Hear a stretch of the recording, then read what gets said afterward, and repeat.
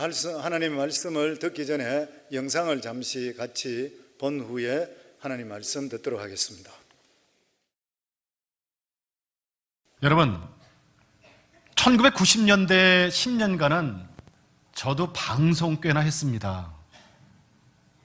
그 당시에 1990년대 10년 동안에 제가 한 달 방송 수입이 1억 원이었습니다. 여러분, 제가 세상적으로 그렇게 살았어요. 그런데 어느 날 갑자기 최선규가 바람처럼 공중파에서 없어졌습니다. 정말 한마디, 무슨 은퇴 선언 이런 것도 없이 정말 한마디 없이 싹 없어졌습니다. 세상 방송하는 것보다 더 귀한 가치를 찾았기 때문에 없어졌습니다. 그리고 나서 10년 전에 탤런트 정혜리 권사와 함께 CTS 내가 매일 기쁘게라는 순수 복음 방송의 MC로 다시 한번 제가 나왔습니다. 많은 사람들이 깜짝 놀랐습니다. 아직도 공중파에서 저 인기도 많은데 저 사람이 왜 세상 방송 다 저버리고 하나님 방송한다고 저기 가 있나. 심지어는 저한테 미친놈이라고 그러는 사람도 있었습니다. 세상을 살면서 가장 큰 가치가 무엇인가를 찾았기 때문에 이제 나머지 것은 내가 쌓는 배설물 같은 취급, 사도 바울 선생처럼 그게 뭔지를 알게 된 거예요. 세상에서 가장 큰 가치를 찾고 나니까 그 다음부터는 뭐예요? 여기 가서 쿵, 저기 가서 쿵, 이 사람 만나면 뭐가 좀 풀릴까, 저 사람 만나면 풀릴까, 이런 게 없어진 거예요. 이런 게 없어졌어요. 그러다 보니까 어떤 분들은 저한테 가끔 이런 얘기를 해요. 최선교의 신앙은 한 3, 4대 내려오는 신앙을 갖고 있나 보다. 아니야, 최소한 모태신앙 정도는 될 것이다 라고 얘기를 하시는 분들이 가끔 계시는데 절대로 만만의 콩떡 같은 얘기입니다. 우리 최씨 집안에, 우리 집안에 예수 믿는 사람이 아무도 없었어. 그러니까 이 성경 한 권 갖고 있는 사람이 없었어요. 우리 집안에 4천 6천 할 것도 없이다. 우리 할머니는 신내림을 받은 무당이었습니다. 보세요, 본가에 예수 믿는 사람 아무도 없어. 외가에 절이 3개요. 그러니까 저는 당연히 그 영향을 받고 중학교 때부터 대학교 다닐 때까지 불교 학생회에서 활동을 했고 불교 학생회장을 했어요. 대학 다닐 때까지. 저희 집안 얘기를 조금만 더 해드릴게요. 저희 아버지는 우리 며느리들이 이렇게 이제 시집을 오면 우리 집안에 참 귀한 게 하나 있는 데 있잖아요. 근데 우리 집안은 낳았다 그러면 다 딸이야. 죄송해요. 낳았다 그러면 다 아들이야. 우리 집안은요, 아들이 너무너무 많아요. 진짜로 너무너무 많아. 4천 6천 따질 것도 없어. 우리 집안 따져드릴게. 자, 아버지 어머니 밑으로 지금은 전부 14명 됐거든요. 우리 누나는 예수 믿기 전에 이제 조씨 집안으로 시집을 갔어요. 근데 형이 이제 결혼을 했어요. 형이 결혼해갖고 첫째 아들 낳았어. 둘째 사내놈을 낳았어. 그 다음에 제가 결혼했어요. 제가 나서 남자놈이 태어나더라고. 그러니까 우리 집안은요, 줄줄줄줄줄 다 아들이야. 사촌들도 많지. 그러니까 우리는 이제 집안이 있어 다 모이면 남자는 다 최씨고 여자들은 다 성이 각각이야. 시집온 며느리들이니까. 그런데 제 아내가 이제 둘째를 이렇게 이제 임신을 해갖고 이렇게 만삭이 됐어요. 곧 이제 아기가 나와. 그래서 병원을 데리고 갔어요. 병원을 데리고 가갖고 우리는 대기실에 아버지, 어머니, 저 이렇게 셋이 있고 우리 제 아내가 이제 들어갔어요. 들어가서 한 2-3시간 지난 것 같아요. 간호사 선생님이 딱 나오더니 그러는 거예요.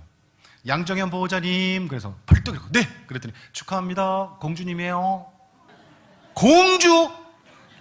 진짜요. 요만큼도 생각 못해서 우리 아버지가 앉아있다 벌떡 이러고 만세! 우리도 딸 났다! 만세 삼창을 불렀어요. 우리 딸 났다고. 32년 만에 우리 집안에서 태어난 딸이에요. 32년 만에. 입이 쭉 벌어질만 하죠. 32년 만에 태어난 딸이야. 그러니까 얘는요, 안 가져본 것도 없고 안 해본 것도 없고 우리 집안에서 진짜 보물. 아들은 5살이 됐고 혜원이는 3살이 됐어요. 그래서 하안동에 살고 있다가 이미 KBS에서 이제 SBS가 생기면서 창사 멤버로 옮겼고, 그리고 여러분 기억하실 거예요. 제가 SBS에서 10년 동안 그 방송, 그 아침 프로를 했는데 탤런트 김창숙 씨하고 함께 했던 생방송 행복찾기 기억하세요? 예, 그거 프로그램을 하기 위해서 이제 우리 아이들을 데리고 제 동생이 이제 분가한다니까 도와준다고 아버지 집 앞에 내려주고 그리고 저는 여의도에 방송을 하러 갔어요. 방송을 잘 끝냈습니다. 12시에 생방송이 이제 딱 끝났어요. 다음 시간에 다시 뵙겠습니다. 안녕히 계십시오 하고 끝났어요. 생방송이니까 제 시간에 딱 끝나잖아요. 끝났는데 문을 탁 열고 나오니까 우리 후배 여자 아나운서 하나가 문 앞에서 이러고 기다리고 있다가 절 보더니요, 선배님 그러더니 막 애가 우는 거예요. 얼굴이 펄개져 갖고. 너 왜 울어? 왜 그래? 그랬더니 저한테 손을 이렇게 내밀면서 쪽지 하나를 건네주는 거예요. 이게 뭐야? 그리고 봤더니 그 쪽지에 18글자가 적혀 있어요. 딸 교통사고 생명위독 강남 성심병원 응급실. 우리 제 동생이 이제 이사 가고 나면은 집 수리를 한다고 모래를 한 차 이렇게 저 대문 앞에 부려놨대요. 한쪽 구석에다가. 그거 아세요? 애들은요 막 모래만에서 막 만지고 뭘 만지고 막 자기들끼리 얼마나 재밌게 노는지 몰라요. 그러니까 우리 아들하고 우리 딸도 모래가 있으니까 막 재밌게 놀았겠죠. 어른들은 2층 올라가서 짐 싸주는 거 다 도와준다고 올라갔고, 이삿짐을 실러온 2.5톤 타이탄 트럭이 저기서부터 뒤로 후진하고 들어오다가 누가 봐주는 사람이 없었던 모양이에요. 뒷바퀴로 3살짜리를 깔고 넘어간 거야. 나중에 남부경찰서에서 상황이 다 끝나고 난 다음에 저보고 와서 조서에 사인을 하래요. 검찰에 송치해야 된다고. 내 부모니까, 아버지니까. 가서 내가 그걸 꼼꼼히 읽어봤더니 뭐라고 되어 있냐면 그 기사 아저씨가 그렇게 진술을 해놨어요. 뒤로 후진을 하다가 뭐가 덜컹하고 넘어가서 뭐가 걸렸나 그러고 다시 앞으로 넘어갔다. 3살짜리를 2.5톤 타이탄 트럭이 뒤로 한 번, 앞으로 한 번. 온통 애가 피투성이가 돼갖고 현장에서 이 즉사한 거를, 그거를 살려보겠다고 그 피투성이를 지혜미가 안고, 진짜 32년 만에 태어난 우리 집, 보물이면 보물이잖아요. 우리 혜원이가 지금 죽었는지 살았는지조차도 모르는데 제가 뭔가를 좀 했으면 좋겠어요. 막 소리라도 지르고 진짜 막 미친놈처럼 막 뛰어다니고 막 이랬으면 좋겠는데 아무것도 못하는 거예요. 저는 아주 너무너무 귀한 체험을 합니다. 왜 그때 제가 하나님을 찾았는지 저도 모르겠어요. 너무 급하니까. 내가 평생 불교 학생회장을 했고 절이 3개고 막 이거 다 떠나서 내가 석가모니 부처를 찾은 것도 아니고 내가 왜 내 생명보다 더 귀한 우리 딸 생명 앞에서는 왜 하나님을 찾았는지 모르겠어요. 네, 여러분, 제가 하나님한테 부르짖습니다. 우리들 한 번만 살려주시면 정말 당신이 시키는 거 다 하겠습니다. 병원에 1시간이 넘게 걸려서 가봤더니요, 우리 여자 식구들은 어머니, 형수, 제 아내는 다 기절해. 그 의식이 없어. 전부 그냥 다 기절했어. 우리 딸은 저 구석에 하얀 천을 이렇게 덮어놨어. 제가 오기만 기다리고 있는 거예요. 이제 할 수 있는 거라고는 병원에서 주는 그 서류 몇 장에다가 제가 사인하고 우리 딸 이제 인계하면 끝이에요. 그러면 3살짜리를 무슨 3일장을 치러요, 그죠? 난 진짜 못 보내겠더라고. 그래서요, 내가 무조건 안았어요. 우리 딸을 안고 응급실을 계속 돌아다니면서 1시간 동안 내가 우리 딸하고 그냥 중얼중얼 떠들었어요. 얘가 듣든 말든. 난 꼭 듣고 있는 것 같더라고. 뭐라 그랬냐면은, 혜원아, 아빠야, 아빠. 네가 세상에서 제일 좋아하는 아빠 왔어. 근데 혜원아, 너 왜 여기 누워있냐? 아빠가 너무 차가 밀려서 늦었어. 미안해. 이제 집에 가자 그랬어요. 혜원아, 집에 가자. 집에 가. 왜 네 침대도 아닌데 여기 누워있어. 집에 가. 이제 괜찮아. 아빠가 왔으니까. 이러고 1시간을 돌아다닌 거예요. 1시간을. 하나님이 저한테 기적을 베풀어 주셨어요. 진짜로. 우리 딸이 뻣뻣했던 애가 따뜻해지기 시작하는 거예요. 저는 깜짝 놀랐어요. 진짜 놀랐어요. 그러더니요, 애가 꼼지락 하는 거예요. 얘 안 죽었잖아요. 막 예좀 와서 도와달라고 막 소리쳤는데 아무도 저를 도와주러 오는 사람이 없어요. 그러더니 얘가 가끔 이런 소리를 내는 거예요. 그러니까 목에 뭐가 걸렸다는 것 같아. 도와주러 오는 사람은 없고 어떻게 해요. 그래서 입을 벌려서 내가 손가락을 넣어서 입안을 이렇게 툭 쳤더니요, 이만한 핏덩어리가 얘가 쏟아내더라고요. 그리고 나서 눈은 감은 채로 하고 얘가 숨을 몰아쉬는 거야. 그러더니요, 진짜 모기 소리보다도 조그만 소리로 뭐라고 쫑알대는데 저는 그 쫑알대는 소리를 알아듣잖아. 왜? 애비니까. 목숨, 내가 세상에 올 때 목숨, 생명 갖고 왔잖아요. 그리고 이 세상이 끝날 때 생명을 걷어가시는 거 아닙니까? 생명의 주관자 되시는 분은 누구다? 하나님이다. 우리 딸은요, 제 품에서 그때부터 이제 생명은 붙여주셨잖아. 그렇지만 치료는 누가 해야 된다? 의사가 해야 되는 거잖아요. 그때부터 내가 내 품에서 엑스레이, CT 뭐 다 찍으러 돌아다니면서 그때부터 시작해서 강남 성심병원에 우리 딸 퇴원하기까지 2년 동안 병원에 있었어요. 2년. 그 2년 동안에 하나님은 우리 가정을 만들고 씻는 과정이었어요. 우상숭배에 쩔여 있는 우리 가정, 가운데에 온 집안이 정신을 빼고 있을 때 하나님 보신 거겠죠, 이제. 그러니까 우리 딸 혜원이의 목숨을 살리고 죽이는 거에 우리 하나님은 관심이 있었던 게 아니고, 지금 보니까 오늘날 최선규를 좀 간증자로 써야 되겠는데, 이놈이 말을 안 들으니까, 너무너무 뺀질거리고 말을 안 들으니까, 너네 집안에 제일 중요한 게 뭐냐 보니까 돈도 아니고 건강도 아니고, 보니까 가운데 우리 혜원이가 있었던 거예요. 매 맞고 오면은 맞은 사람만 아픕니다. 저도 여러분처럼 그 옛날에 우리 친구들, 모태신앙의 친구들의 말만 듣고 이런 새생명 축제 때 한 번만이라도 예배당에 들어와서 복음을 전해 들었다면, 그게 기회가 있었다면 제가 그렇게까지 아픔 안 당해도 돼요. 여러분의 마음속에 지금까지 신앙생활을 못하고 하나님 앞에 못 오신 이유가 한 4가지 정도 있어요. 그 중에 한두 가지 정도는 분명히 걸릴 겁니다. 그거를 이기고 극복하시라고 제가 한번 찝어볼 테니까 나는 어디에 해당되는지 한번 생각해 보세요. 첫째, 왜 지금까지 교회를 못 나오고 하나님을 거부했냐면요, 먼저 교회 다닌 우리들 꼴배기 싫어서 안 나왔습니다. 아휴, 교회 다니는 것들이 더해요. 야, 교회 다니고 하나님 믿으면 뭐하니? 하는 짓거리는 우리하고 똑같기는 더해. 우리는 모두 죄인이에요. 의인은 딱 한 분이라고 성경에 아주 못을 박아놨어. 누구예요? 예수님밖에 의인은 없고 우린 모두 다 죄인입니다. 보세요. 목사님도 죄인, 저도 죄인, 장로님들도 죄인. 근데 보세요. 우리가 죄인이라는 사실을 아는 죄인이고, 세상 사람들은 자기들이 죄인인 것조차 모르는 죄인이에요. 그러면 어떤 죄인이 그래도 조금 낫습니까? 죄인인 거 아는 죄인이 그래도 조금 난 거 아닙니까? 그래도 여기 와서 하나님께 찬양하고 기도하고, 하나님 죄송해요, 잘못했어요. 그래도 이런 죄인들이 조금 낫지 않습니까? 여러분, 그러니까 앞으로 오늘 처음 오신 분들, 우리 VVIP 여러분, 앞으로 신앙생활 하실 때 사람 보고 하시면 또 시험에 듭니다. 진짜 십자가에 못 박혀 돌아가신 우리 예수님만 바라보고, 하나님의 은혜 속에서 하나님만 바라보고 신앙생활 하셔야지, 김권사, 이장로, 최집사 보지 마세요. 똑같은 사람들이고 똑같은 죄인입니다. 두 번째, 교회를 오긴 와야 되는데 요새 알다시피 너무 살림이 어려워. 헌금 때문에 교회 못 오시는 분들도 분명히 계십니다. 하나님이 우리 재산 몇 푼 갖고 있는 거, 그게 탐이 나서 교회로 우리를 불렀다고 생각하면 우리 여기서 구원받을 사람 아무도 없고, 그러면 우리가 앉을 자리는 어디 있어요? 없어, 여러분. 하나님은요, 우리가 갖고 있는 그거 몇 푼 되는 재산, 그게 탐나서 우리를 오라 그러는 게 아니고요, 우리가 정말 죽어서 나중에 지옥 갈까봐 그 영혼이 불쌍해서 우리를 불러 모아주시는 거라니까요.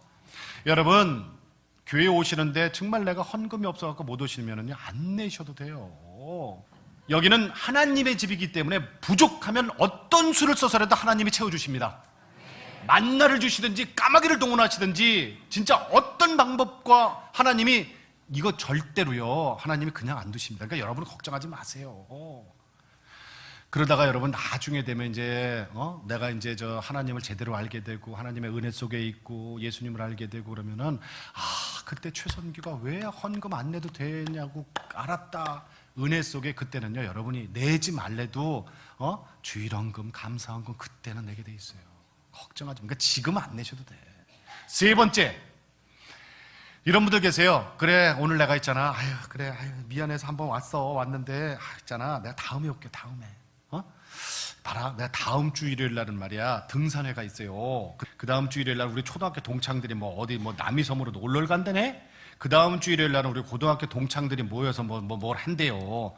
이게 쭉 일요일마다 스케줄이 있어. 그러니까 있잖아, 내가 나중에 올게요. 나 너무 바빠. 생각해봐라, 월요일부터 토요일까지 나 일하잖아. 일요일 하루 쉬는데 그 친구들도 만나고 그래야 되지. 그래, 다음에 올게. 이렇게 얘기하시는 분들 계실 거예요. 자, 보세요 여러분, 우리한테 진정으로 다음이 있다고 생각하십니까? 제가 2년 전에 여기 서울에 큰 교회가 있는데 그 교회 담임 목사님한테 전화를 받았어요. 그래서 목사님 웬일이세요? 그랬더니 집사님 이거 큰일 났어요.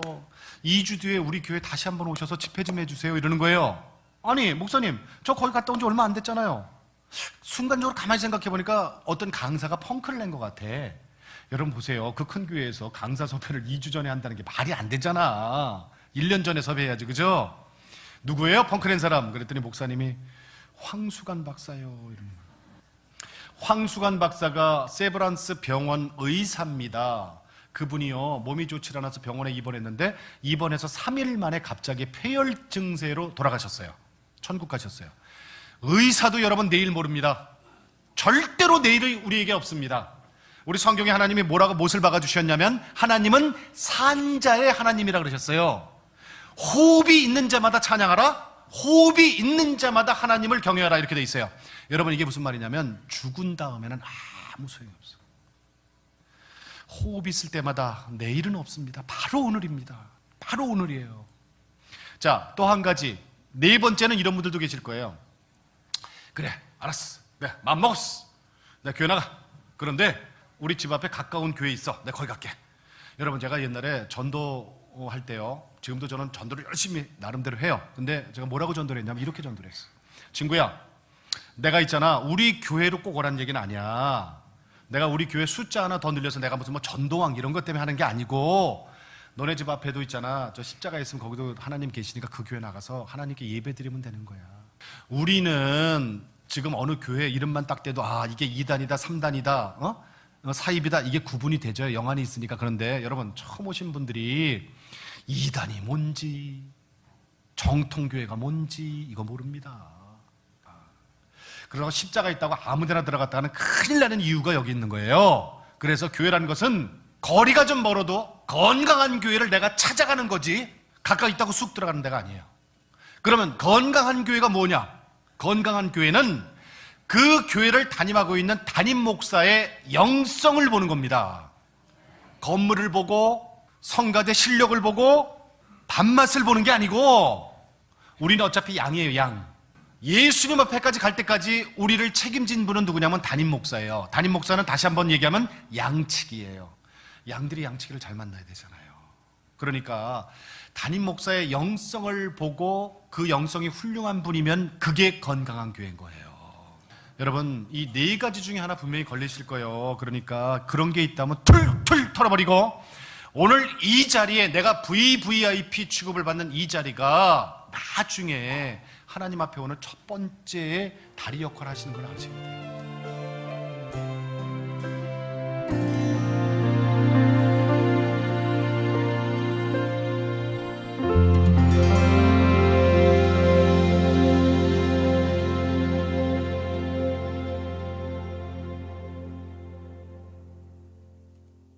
원래 이 영상은 1시간 15분 정도 되는 그러한 간증이었습니다. 그런데 그것을 보면서 제 자신이 참 많은 은혜가 되고, 무엇보다도 저는 100% 저분의 간증이 공감이 갔습니다. 사람이 보통 때는 이런 말 저런 말 하는데 정말 절대적인 그러한 절망, 어떻게 이럴 수도 없고 저럴 수도 없고 이럴 때에 다른 어떤 종교를 믿는다 하더라도 자기의 종교 창시자 이름 안 부르고 하나님 부릅니다. 저도 경험해 봤기 때문인 것이에요.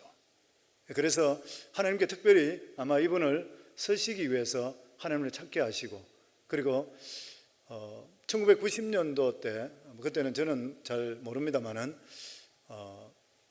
한 달에 1억이라 그러면 10만 불 버는 사람이잖아요.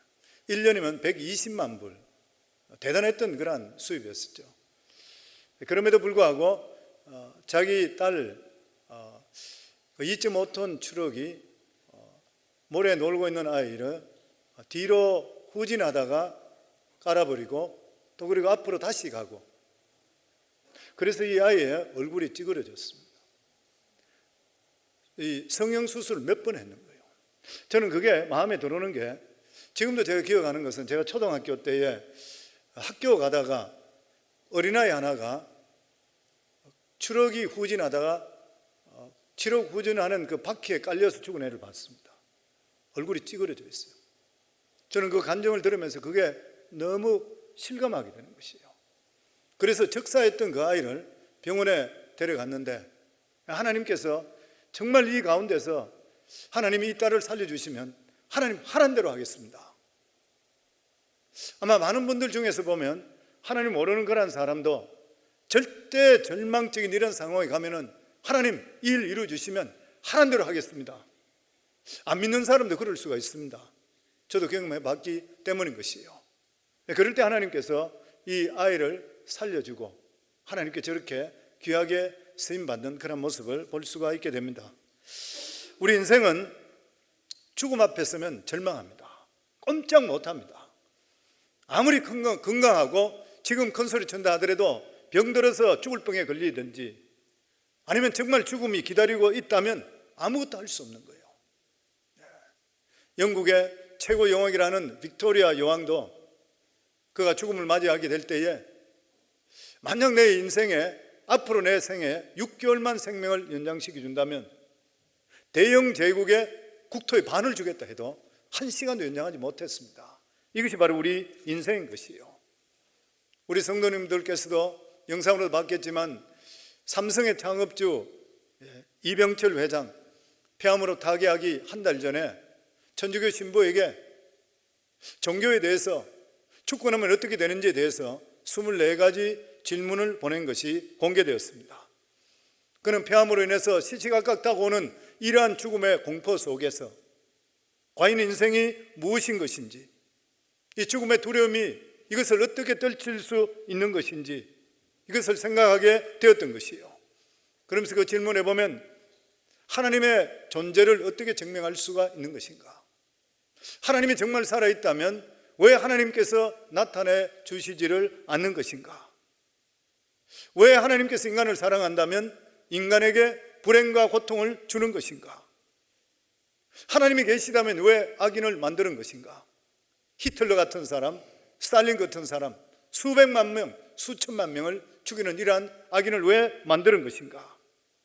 예수가 우리 죄를 위해 죽었다면 대간절 우리 죄가 무엇인가? 그리고 왜 우리가 죄를 짓도록 그냥 두는 것인가? 인간이 죽은 후에 천국과 지옥이 있다는데 이것을 어떻게 믿을 수가 있다는 것인가? 이러한 질문은 한국에서 가장 많은 돈이 있었고 세계적인 재벌이었던 이러한 분이 일반 사람과 뭔가 다를 줄 알았는데 죽음 앞에서는 똑같았다는 것이에요. 틀린 것이 하나도 없었다는 것이에요. 결국 죽음 앞에서는 두려움 앞에 떠는 연약한 존재밖에 될 수가 없었는 것이에요. 세상적인 지식도 많이 가지고 있고 돈 버는 재주도 많이 있는 그러한 사람이라 한다 하더라도 하나님에 대해서 완전히 무지했던 그러한 사람입니다. 이 세상에 이런 사람이 얼마나 많이 있는지를 모르는 것이에요. 사업을 잘해서 특별한 달란트가 있어서 돈을 잘 법니다. 어떤 사람은 특별하게 머리가 좋습니다. 공부를 잘합니다. 박사를 받았습니다. 대학교 교수를 하고 있습니다.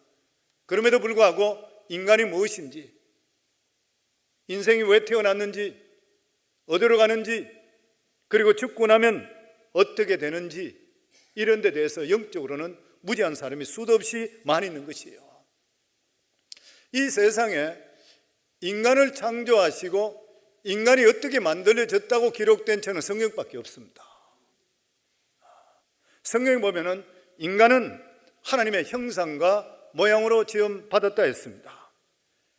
다윈의 진화론처럼 아베바가 변화되어서 인간이 되었다 하지 않았습니다. 뿐만 아니라 원숭이가 진화되어서 인간이 되었다 하지 않습니다. 인간은 원래 인간으로 지음 받았던 것이에요. 하나님께서 흙으로 인간을 만드시고 거기에 하나님의 생기를 부어 주셨던 것이에요. 그래 되니까 생명, 살아있는 사람이 되었다 했습니다. 성경 창세기 2장 7절에 보면 여호와 하나님이 땅의 흙으로 사람을 지으시고 생기를 그 코에 불어넣으시니 사람이 생명이 되니라. 살아있는 영이 되었는 것이라. 그래서 인간은 하나님께서 부어주셨던 숨을 그다 가는 그 순간에 생명 없는 흙으로 다시 돌아가는 거예요. 그런데 문제는 성경에 보면 사람은 죽으면 심판이 기다리고 있다 그랬습니다. 히브리서 9장 27절에 한 번 죽는 것은 사람에게 정한 것이요 그 후에는 심판이 있으리니, 사람은 죽으면 끝나는 게 일이 아니라 죽은 후에 심판이 기다리고 있다는 것이에요. 죽으면 그만이고 흙으로 돌아가는데 무슨 또 심판이 있다는 것인가? 이것을 알기 위해서는 사람이 무엇으로 만들어진지를 알아야 됩니다.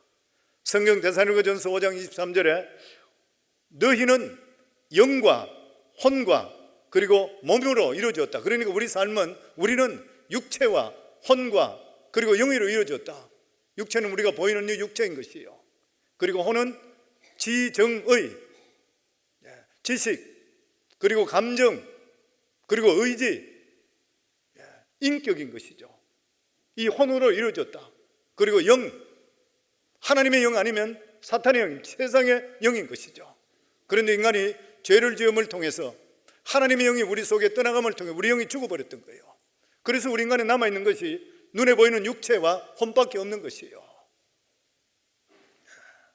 그런데 고린도후서 5장에 보면 우리 육체 속에 하나님께서 우리 영혼을 머물게 했는데 이것을 장막이라 그랬습니다. 그래서 육체라는 장막에 우리 영혼이 이곳에 머물다가 죽음이라는 것은 죽음과 동시에 육체는 흙으로 다시 땅으로 돌아가고 우리 영혼은 하나님 앞에 서게 되어 있는 것이에요. 그래서 성도님들, 우리가 이래 생각하시면 돼요. 우리가 죽는다 하는 것은 하나의 꿈 꾸는 것과 똑같은 것이라. 꿈을 꿀 때에 육체는 건드려도 잡니다. 그냥 잘 모르는 것이에요. 그런데 내 생각은 살아있어서 한국도 가고 다른 나라도 가고 아니면 고통도 당하고 기쁨도 오고 똑같은 것이에요. 고통스러울 때는 온몸에 진땀을 흘리면서 고통당하잖아요. 똑같은 일인 것입니다. 그런데 인간은 왜 심판을 받아야 되는 것인가? 성경에 심판받는 이유가 죄 때문이라고 그랬습니다. 로마 3장 23절에 보면 모든 사람이 죄를 범하였음에 하나님의 영광에 이르지 못한다 그랬습니다. 이 세상에 죄 짓지 않은 사람은 아무도 없습니다. 저도 죄인이고 여기 계시는 모든 분들도 다 죄인인 것이에요. 그런데 이 죄에 대한 심판은 사망이라 그랬습니다. 성경에 보면 죄의 삭은 사망이야, 죄에 대한 대가는 사망인 것이라. 저는 처음에 교회에 왔을 때에 이게 이해가 되질 않았습니다. 죄에 대해서 이해할 수가 없었습니다. 고 이병철 회장도 신분내빙에 물었던 24가지 질문 중에 7번째 질문이 바로 이 질문입니다. 예수는 우리 죄를 대신 속죄하기 위해 죽었다는데 우리 죄라는 것이 무엇인가? 왜 우리로 하여금 죄를 짓게 버려두는 것인가? 인간은 두 종류의 죄로 말미암아 하나님 심판대 앞에 서게 되어 있습니다. 첫 번째는 원죄입니다. 우리가 짓지 않았습니다. 우리 조상 아담과 하와가 지었던 것이에요. 아담과 하와가 하나님께서 따먹지 말라고 했던 선악과를 따먹는 불순종을 통해 죄가 들어버렸습니다. 불순종이 죄인 것이죠. 이게 바로 대표성의 원리인 것입니다.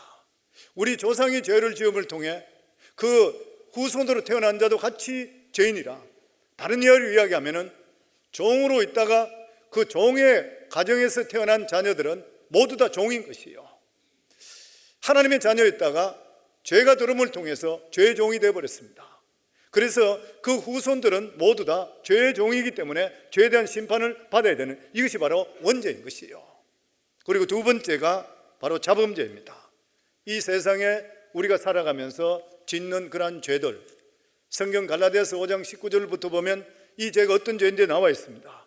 육체의 일은 분명하니 음행과 더러운 것과 호색과 우상숭배와 주술과 원수 맺는 것과 분쟁과 시기와 분냄과 당짓는 것과 분열함과 이단과 투기와 술취함과 방탕함이라.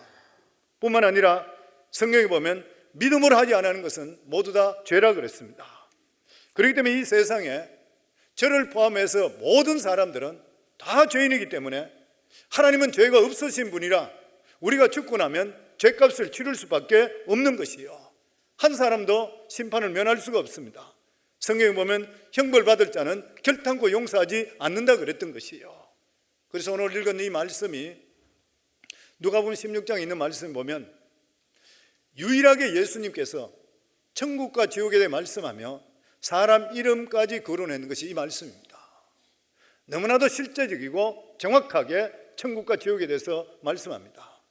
어느 동네에 아주 부자가 있었고 자색 옷을 입고 연락을 누리는 부자가 있었습니다.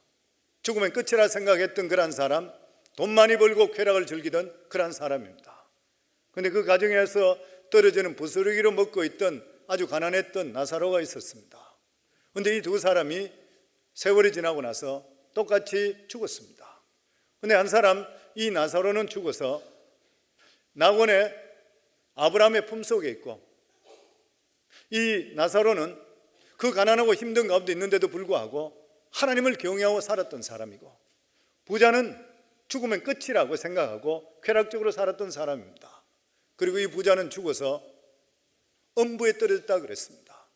그런데 이 엄부가 얼마나 뜨거웠던지, 마지막 지옥에 들어가는 맛복인 이 엄부가 얼마나 뜨겁고 고통스러웠던지 눈을 떠서 위로 보니까 낙원에 보이는데 자기 집에서 밥을 얻어먹던 나사로가 아브라함의 품에 있는 그 모습을 보고, 아버지 아브라함이여 그 나사로를 시켜서 손끝으로 물을 찍어서 내 혀를 서늘하게 하소서.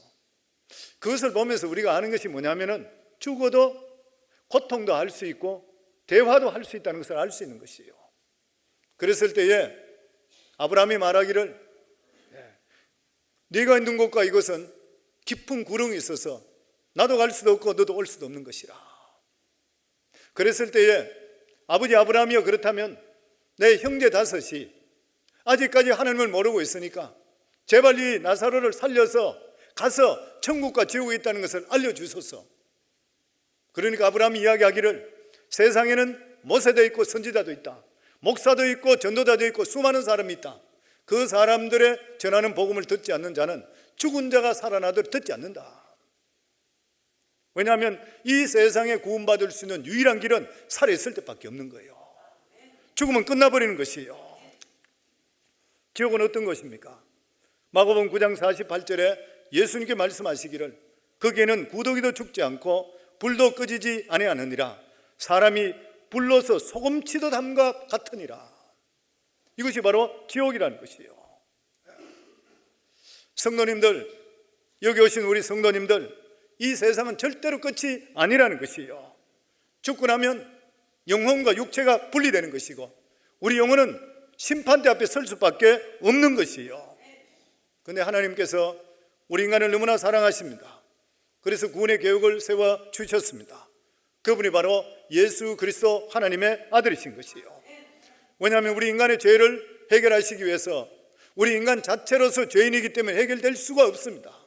이 세상에 다른 종교가 수도 없이 많이 있는데도 불구하고 그들이 영생을 줄 수 없는 유일한 이유가 뭐냐면은 그 종교를 창시했는 창시자들 자체가 인간이기 때문에 죄인인 것이에요. 죄인은 죄인으로 말미암아 심판받아 죽을 수밖에 없는 것이에요. 이 죄를 대신하고 치러줄 수 있는 유일한 길은 죄 없는 분이 와서 우리 죄를 대신 짊어지는 길밖에 없는 것이에요. 그런데 이 세상에 죄 없는 분은 없습니다. 죄 없는 분은 하나님밖에 없는 것이에요. 그래서 하나님의 아들인 예수 그리스도를 이 세상에 보내시고 십자가에 우리를 위해서 대신 모든 죄를 짊어지고 저주받아 몸 찢기고 피 흘려서 죽으신 것이에요. 그러면서 나를 믿는 자마다 구원에 이르른다. 왜냐하면 예수 그리스도께서 죽으신 것이 내 죄를 때문에 죽었다는 것을 믿는 자가 내 가지고 있는 죄가 예수님께 전이됨을 통해 하늘나라 법으로 볼 때에 우리가 죄 있는데도 불구하고 죄 없다고 인정해 주시는 것이에요. 이게 바로 칭의인 것입니다. 그리고 예수님 오시기 600-700년 전에 이사야 선지자를 통해서 예수님이 오셔서 어떻게 한다는 것을 성경을 통해 계시해 주셨습니다. 그가 찔림은 우리의 허물이 인하며 그가 상함은 우리의 죄악 때문이라. 그가 징계를 받음으로 우리는 평화를 누리고 그가 채찍에 맞음으로 우리는 나음을 받았도다. 우리는 다 양 같아서 그릇 행하여 각기 제 길로 갔거늘 여호와께서는 우리 모두의 죄악을 그에게 담당시키셨도다. 하나님께서는 우리를 너무나 사랑하셔서 자기 아들 예수님을 이 세상에 보내주시고 우리를 위해서 대신 모든 죄를 짊어지시게 했던 것이요. 그래서 요한복음 3장 16절에 보면 하나님이 세상을 이처럼 사랑하사 독생자를 주셨으니 이는 저를 믿는 자마다 멸망치 않고 영생을 얻게 하려 하심이라. 하나님이 그 아들을 세상에 보내신 것은 세상을 심판하려 하심이 아니요 그로 말미암아 세상이 구원을 받게 하려 하심이라. 요한복음 5장 22절에는 아버지께서 아무도 심판하지 아니하시고 심판을 다 아들에게 맡기셨으니, 그래서 심판자로 오시는 분이 하나님 아버지가 아니라 바로 독생성자 예수 그리스도가 심판주로 오시는 것이에요. 그래서 우리가 예수 그리스도의 믿음을 통해서 우리 자신들은 심판받지 않는 것이에요. 원래 인간은 영원토록 살도록 하나님께서 만들으셨습니다. 그런데 죄를 지음을 통해서 죽음이 들어왔습니다. 그러나 예수님께서 이러한 모든 죄값을 치러 주심을 통해 우리 죄를 해결해 주셨습니다. 그래서 예수님이 이르시되 내가 곧 길이요 진리요 생명이니 나로 말미암지 않고는 아버지께 올 자가 없느니라. 사도행전 4장 12절에는 다른 이로서는 구원을 받을 수 없나니 천하 인간에게 구원을 받을 만한 다른 이름을 주신 적이 없느니라. 그래서 오직 예수 그리스도만이 천국 갈 수 있는 유일한 길이 되는 것이에요. 구원의 길은 예수 그리스도밖에 없는 것입니다. 왜 그러냐면 천국에서 오신 분이 예수 그리스도밖에 없기 때문인 것이에요. 요한복음 3장 13절로부터 보면 하늘에서 내려온 자 곧 인자 외에는 하늘에 올라간 자가 없느니라. 그래서 구원받을 수 있는 유일한 길은 오직 예수 그리스도를 믿음을 통해 갈 수 있는 길밖에 없다고 하는 것이에요. 그리고 예수님께서 내가 진리된다 그랬습니다. 이 세상에 구원의 진리는 예수 그리스도밖에 없는 것이에요. 왜냐하면 우리를 위해 십자가에 못 박혀 죽으신 분, 우리 죄를 대속해 주신 분은 바로 예수 그리스도밖에 없는 것이에요. 그래서 요한계시록 1장 18절에 보면 곧 산자라 내가 전에 죽었었노라 볼지어다 이제 세세토록 살아있어 사망과 음부의 열쇠를 가졌노라. 예수님께서는 죽었다가 살아났기 때문에 죽음도 알고 삶도 아는 진리를 가지고 계시는 것이요. 그래서 사도행전 4장 12절에도 다른 이로서는 구원을 얻을 수 없나니 천하 인간에게 구원받을 수 있는 다른 이름을 우리에게 주신 적이 없다고 했습니다. 믿으시는가요? 성도님들, 이 종교의 목적이 무엇입니까? 왜 종교 믿는 것이에요? 종교의 궁극적인 목적은 천국 가는 것입니다. 다음 세계인 것이죠. 인간은 결국 모두 다 죽게 되어 있습니다.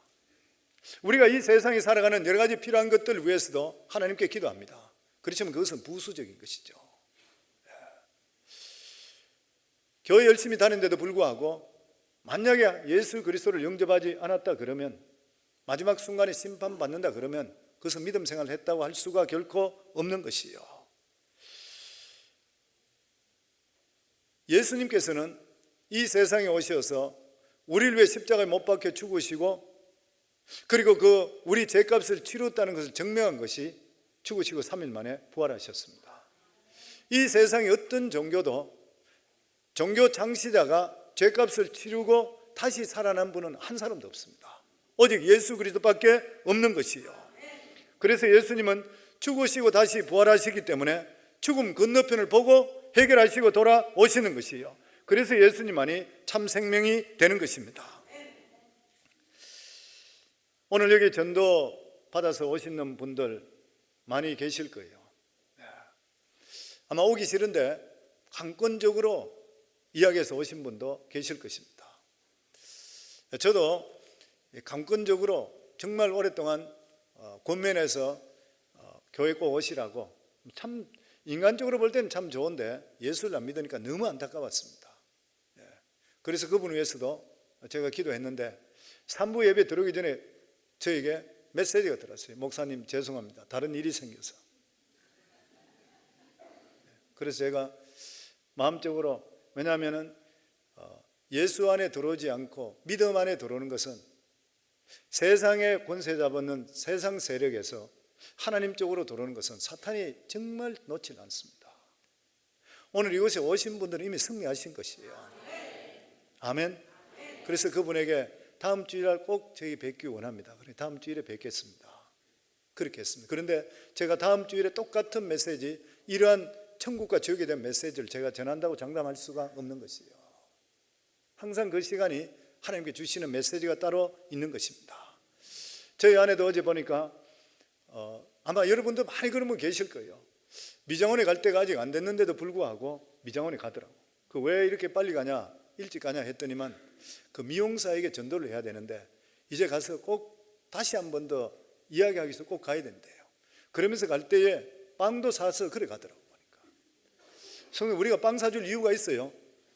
아니면 일찍 가서 돈 일부러 50불 100불씩 내면서 갈 이유가 있어요? 하나님을 경험하지 못하면 이해가 되지 않습니다. 왜 강권에서, 성경에 보면은 강권에서 강제로라도 우리 교회 쪽으로 오라, 데려오라 이렇게 이야기했습니다. 왜 그런 것이에요? 그 대답은 아주 간단합니다. 성경에 만약에 암에 걸린 사람이 어떤 약을 먹었는데 그 약을 먹으니까 치료됐더라는 거예요. 그렇다면 다른 사람, 암 걸린 사람에게 그 약을 권해주지 않는다면 그 사람은 어떤 사람이에요? 나쁜 사람입니다. 어떤 사람이 물에 빠져서 떠내려가는데 보고 있으면서 건져주지 않는다면 어떤 사람입니까? 어떤 사람은 옆집에 불이 났는데 자기 집에 불 나지 않았다고 해서 방관하고 911에 연락하지 않았다면 그 사람은 어떤 사람입니까?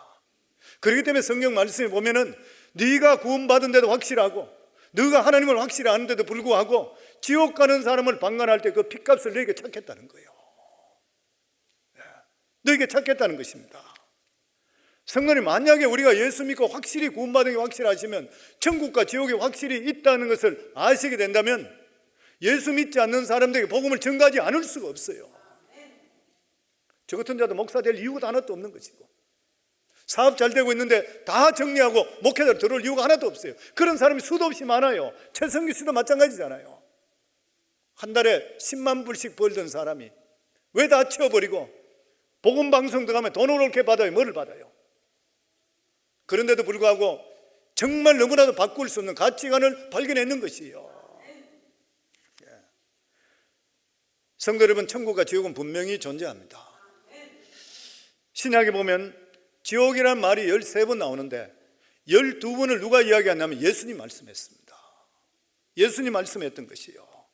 이것은 반드시 분명히 지옥이 있다는 것을 말씀해 주시고 육체적인 생명뿐만 아니라 영원한 생명, 이것이 하나님의 손에 있다는 것을 가르쳐 주시기를 원했던 것이에요. 세계적인 부흥사 빌리 그레이엄 목사님은 매 집회 때마다 구원 초청의 시간을 갖습니다. 그래서 어느 성도가 이렇게 물습니다. 왜 그렇게 어렵게 매 시간마다 그렇게 초청하십니까? 한 번씩 그래 하시지요. 이렇게 하는 그가 이렇게 대답했습니다. 나는 저 영혼이 천국과 지옥 그리고 생명과 멸망의 갈림길에 있는 모습을 볼 때에 마치 나이아가라 폭포의 난간에 서 있는 사람 모습과 그랜드 캐니언 절벽 끝에 서 있는 모습으로 보입니다. 나는 한순간 이 복음이 잘못 전거되면 저 사람이 한순간에 떨어지면 지옥 가는 걸 내가 보고 있으면 어떻게 초청하지 않을 수가 있습니까? 그랬어요. 성도님들, 영혼 구원하는 일 그리고 전도하는 일, 이러한 절박한 심령을 가질 때에 사람들을 주께로 이끌 수가 있게 되는 것이에요. 그래서 예수님 말씀하셨잖아요. 강권에서 내 집을 채우라. 점잖게 몇 마디 말한다고 해서 안 된다고 그냥 버려두는 것은 결코 그 영혼을 사랑한다 할 수가 없는 것이에요. 성경 전체로 따질 때에 하나님이 주시는 말씀이 두 가지잖아요. 하나는 하나님 사랑, 두 번째는 이웃 사랑입니다. 그렇잖아요. 그런데 복음을 전가하는 것이 뭐예요? 이웃 사랑 중에 최고 이웃 사랑이 복음 전가하는 것이잖아요. 성도님들, 우리 부모님 진짜 사랑하잖아요. 그러면 정말 부모를 사랑한다면 예수 믿는 사람은 어떻게 해요? 부모님께 복음을 전가해야 돼요. 형제 자매를 정말 사랑한다면 그들에게 지옥 가는 것을 보고도 그냥 있다고 하는 것은 그것은 진짜 사랑이 아닌 것이에요. 오늘 많은 분들이 우리 성도님들을 통해서 강권적으로, 아마 거의 강권적으로 오늘 이렇게 예배당에 오시는 분들, 오늘 이 자리가 바로 우리의 생명의 주인 되신 예수 그리스도의 이름을 증거되는 기쁨의 자리인 것이에요. 만약에 이 세상에 인간의 죽음이 없다면 이 자리에 오실 필요 없습니다. 저도 이 자리에 설 필요도 없고 우리 성도 예배 드릴 필요 없어요.